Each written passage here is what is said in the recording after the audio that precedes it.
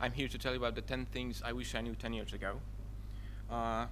So I wouldn't have the courage to speak in front of you, but since we're celebrating our 10th anniversary of the company in just a few days, I thought it would be a good opportunity to actually look back at all the mess that I've made, try to get some wisdom out of it, and share it with you. Yeah, that's our cake. So here's the agenda for the talk. As you see, it's going to be pretty straightforward. I'm going to just basically go through my 10 things.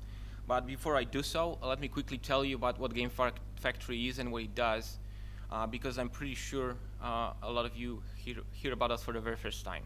So Game Factory is an outsourced development studio based in Szczecin, Poland, very close to German border, with the beautiful town of Berlin lying just on the other side. We are over 40 people. And when somebody tells you they are over 40 people, it means they are exactly 41.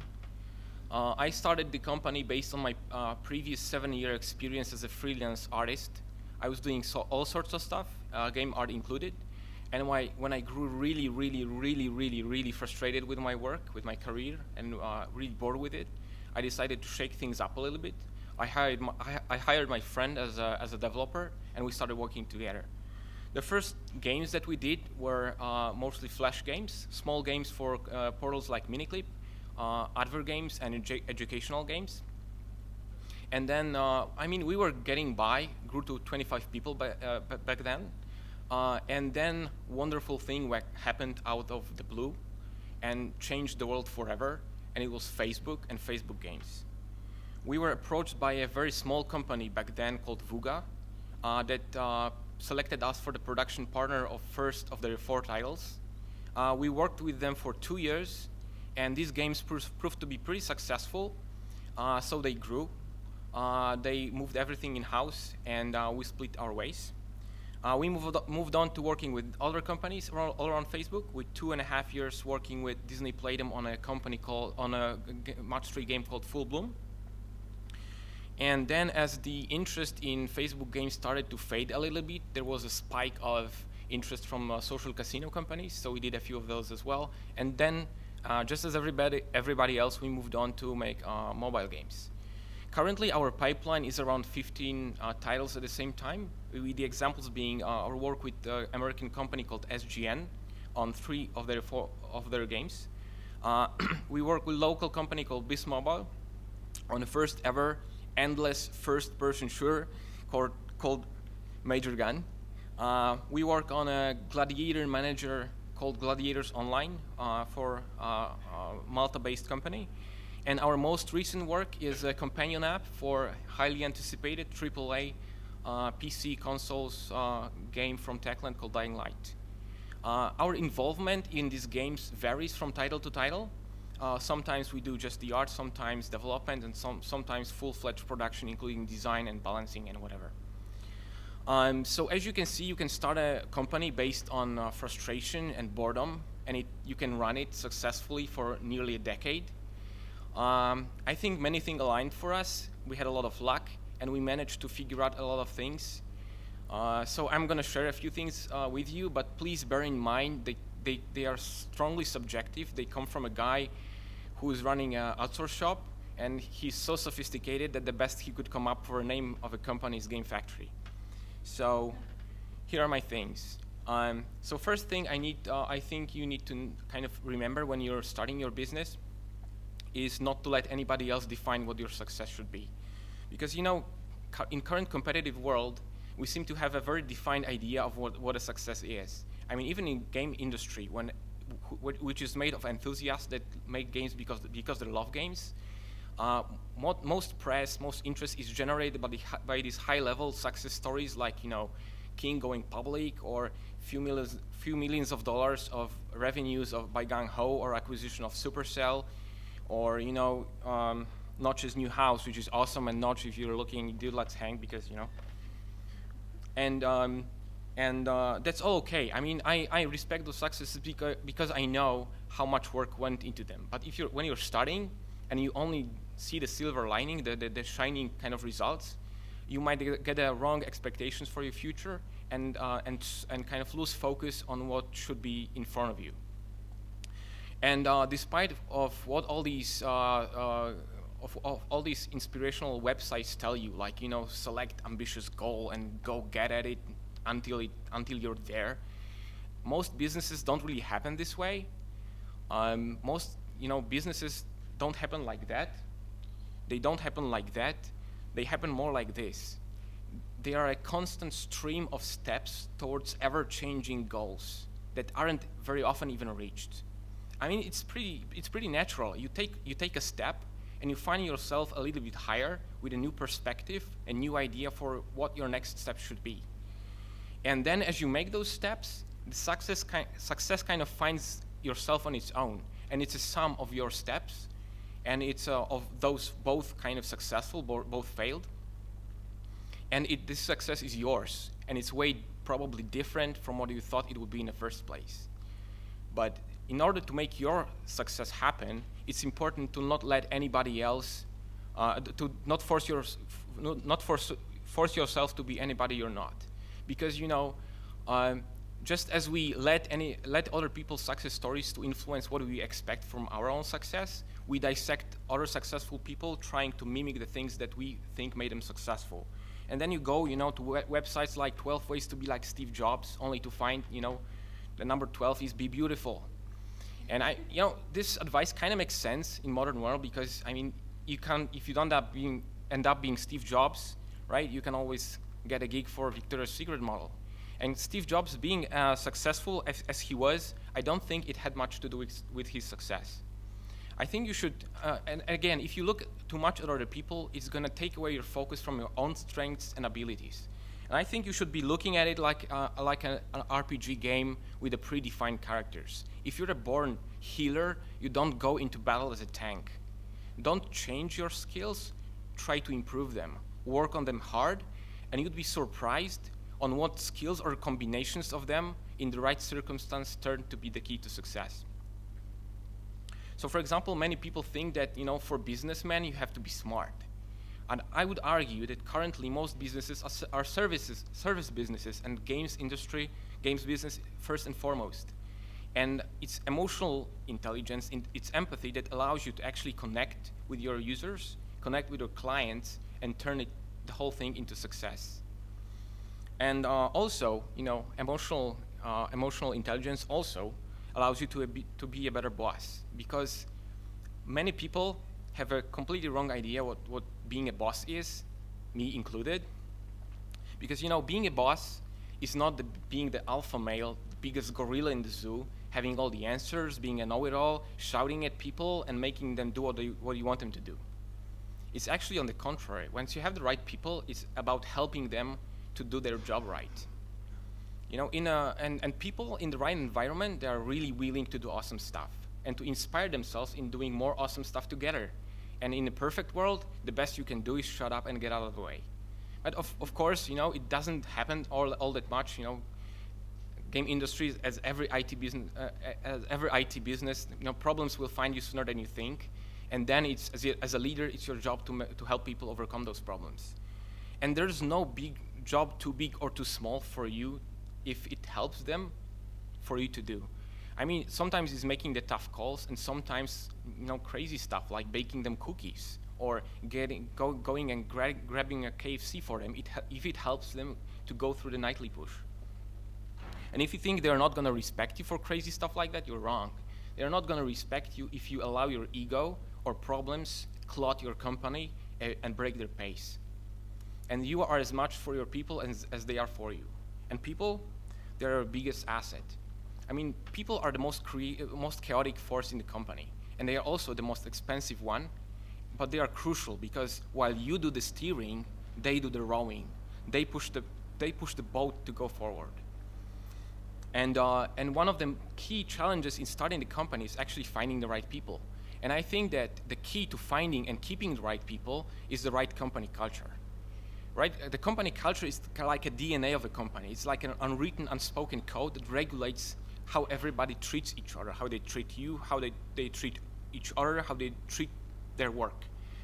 And right company culture can take years to build, and ironically, it just takes one asshole to bring it down. And it doesn't even have to be an asshole. I mean, every person you welcome in your company has a huge influence on a company culture. And the more senior this person is, the bigger the influence is.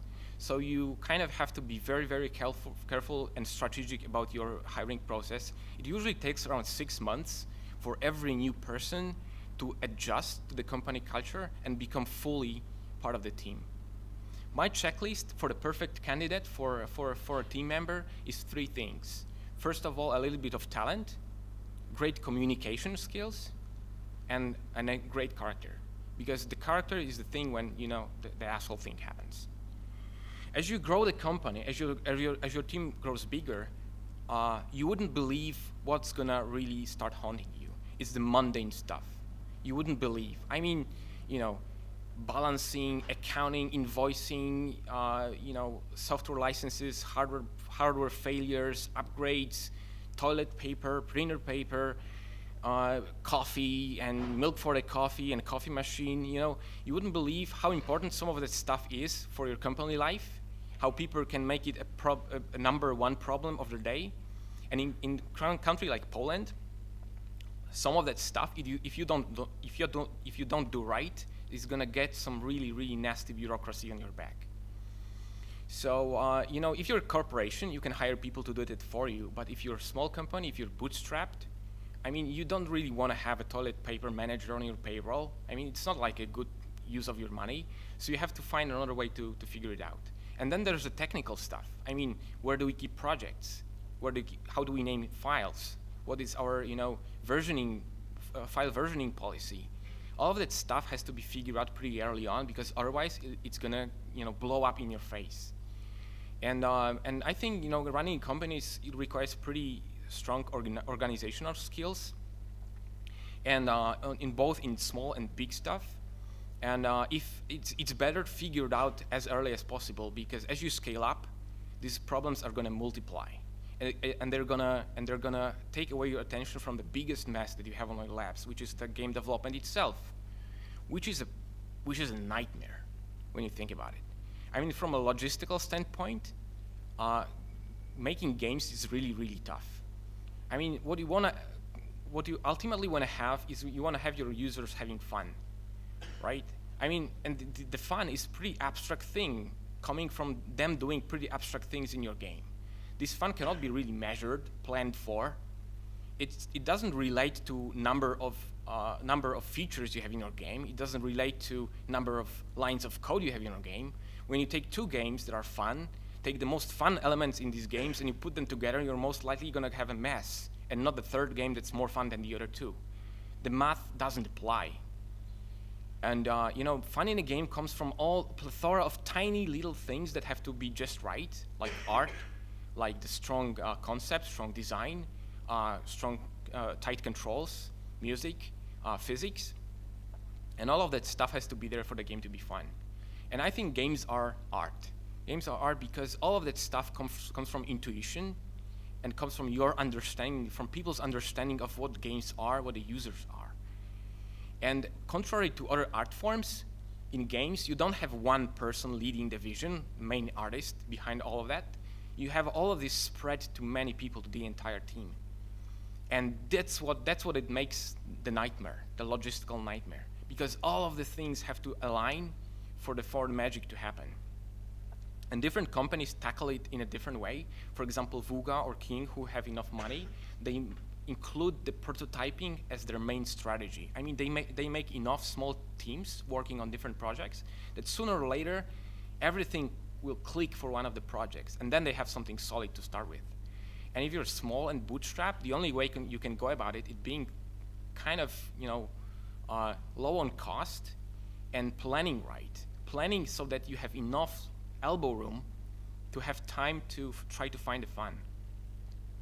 And, you know, planning anything, and IT stuff included, and first and foremost, is really, really tough job. But unless you do that, you're gonna kind of run out of money for the project. You're gonna stop being profitable.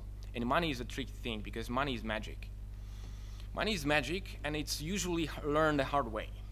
Money is magic because, you know, when it's not respected, when it's not looked at very carefully, it's gonna disappear. And there's no amount of money in the world that wouldn't be able to be that wouldn't be kind of wasted this way by disappearing. And money is magic also because it makes people comfortable. And when you're comfortable around money, it disappears twice as fast. And in our creative industry, people really can't handle money because in the search of creative perfection, of the fun, they forget money and then they are in trouble. I mean, look at all these AAA titles that went over budget. Look at all the Kickstarter projects that got 4 times the money they asked for and deliver half the project that they promised. It's all result of feeling too comfortable with the money, planning wrong, and not respecting the nightmarishness of the game development process. And one of the RPG characteristics you have to look at in yourself when you move on to start a company is how do you handle money? Are you a saver or are you a spender? What about your private budget? How do you handle money? Because if you can't handle your own money, it's likely you're not going to be able to handle the company's money. And if you think, oh yeah, it's going to be investors' money, it's not going to be my money, it's going to be okay, that you're completely off the mark. Because these guys, they know how to handle money and they are in for the money. I mean, when I look at most startups, one of the most celebrated things is actually getting funded, getting invested into. It's like a checkpoint on a how to start a business to-do list. It doesn't have to be, but I get it. I mean, it takes money to start a business, and investors are a great means to get it, but at a price. And for all the money that they give you, they have an agenda, and this agenda is to get the money back tenfold. And they will expect you to invest the money spend the money in a way that's going to ensure that this will happen. And this will happen only if they sell the company back to somebody else, or to you if you're lucky. So it's a perfectly okay thing. I mean, it's part of the business. It's one of the kind of finance strategies. It's great, but if you go for it, you have to be really careful and remember that there are both pros and cons to the thing. So we were approached by investors on numerous occasions. We never decided to do that because basically most of these things were acqui-hires, meaning people looking to buy us, our talent, our capabilities, offering just money in return, which is kind of great, but I mean, it wasn't our biggest problem. So we decided to take it slow, and I think it's right because if looking back at some of the companies that did sell back then, as part of the acqui-hires, I probably wouldn't be able to stand in front of you and talk to you. So you can take things slow because they don't really need to happen fast. I mean, it's tempting when you're successful to kind of speed up things. You had your first successful games. Well, it makes sense to make 2 more. You see your first revenues. Maybe it makes sense to grow the company and hire more people. But the trick is that it may bring more problem than it's worth because size of the company is one of the most influencing things on a company culture. It's completely different to run a company that's 5 from a company that's 10, from a company that's 20 and from a company that's 40. The smaller the company is, the tighter the people are. It's easier to motivate them. They are kind of closer together. They inspire themselves. They are more agile, and more efficient. And as the company grows, they grow distant. And a lot of this stuff happens just like company life. And big companies means big overhead. And overhead is the part of revenues that have to go into the machine just to keep things rolling.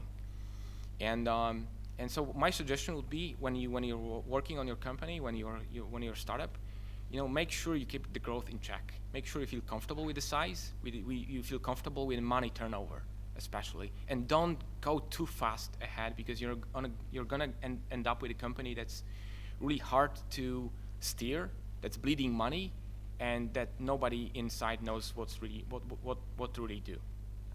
I'm not sure if all of that's helpful, but if there's one thing I'd like you to take out of this speech is that really ultimately everyone's winging it. I mean, I was winging it. All this pseudo knowledge, it wasn't there when I started the whole thing. And I think it's pretty much the same for everybody else. I mean, in this business, because of this step-by-step process, everybody's trying to figure out things as they go. And no matter what you see in all these, this is how we did it presentations, it's the reality. One of the most honest presentations that I saw in my life was at one of the last GDCs by Steve Meretsky and Dave Roll from iXploit them, when they said, well, in this business, nobody really knows anything. I mean, sometimes stuff happens, and sometimes it doesn't happen, and even the guys who made it don't really have a full understanding why this happened. And maybe it's great. Maybe it means that there's no one recipe for success, that everybody has a chance, and that when you trust in your own skills, you work with the right people, you do things by the numbers, you're careful with money, and you take it step by step, and it's going to work for you. And then you can make a presentation that it was a big part of the plan. And I wish you all that, and thank you for listening, and thanks again.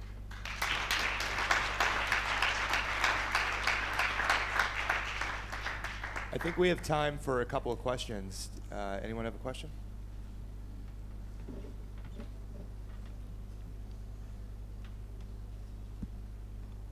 About being a spender or a saver. When you started a company, you were a saver or a spender?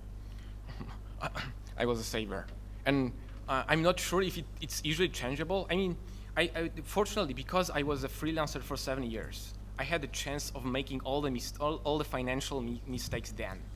And when I went to working on a company, I already had a pretty close understanding of the magicness of money. So I didn't make that many mistakes as I probably would have if I didn't have the previous 7 years experience with it. And in your opinion, if a person is a spender, is it possible for him to change by starting a company, or it will lead to a failure? Well, I hope so. I mean, it would be contrary to my previous statement that don't change yourself. I think people grow up, so maybe one thing they grow up about is money. But if they don't, then really go get a CFO, Chief Financial Officer. In my company, this is my wife, obviously. Thank you. So there are a few ways about it. If you can't handle money, just find somebody who will, because you will lose it in a blink of an eye.